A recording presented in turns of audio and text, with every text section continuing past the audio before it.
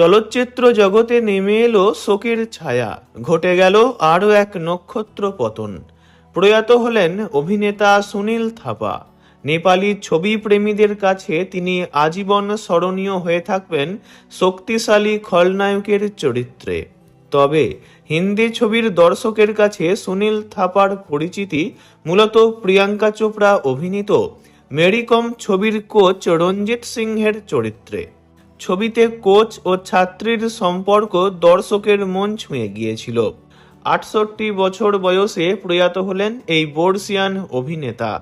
গত ৭ই ফেব্রুয়ারি শনিবার সকাল ৭:৩০ নাগাদ হৃদরোগে আক্রান্ত হয়ে প্রয়াত হন তিনি।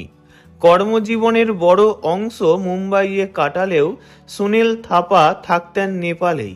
সেখানকার একটি বেসরকারি হাসপাতালে তিনি মারা যান বলে জানা গিয়েছে। দীর্ঘ অভিনয় জীবনে প্রায় ৩০০-র কাছাকাছি নেপালি ছবিতে কাজ করেছেন সুনীল থাপা। বলিউডে তাঁর যাত্রা আরম্ভ হয় ১৯৮১-তে কমল হাসান ও রতি অগ্নিহোত্রী অভিনীত এক দুজে কে লিয়ে ছবির মাধ্যমে। এরপর আজ কি আওয়াজ, মানব হত্যার মতো একাধিক হিন্দি ছবিতে অভিনয় করেছেন তিনি। পাশাপাশি ভোজপুরি ছবিতেও তাঁর উপস্থিতি ছিল উল্লেখযোগ্য। তবে হিন্দি ছবির দর্শকের মনে আলাদা জায়গা করে নেয় মেরি কমে অভিনীত কোচের চরিত্রটি। সম্প্রতি তাকে শেষবার দেখা গিয়েছিল জনপ্রিয় web series The Family Man 3-এ।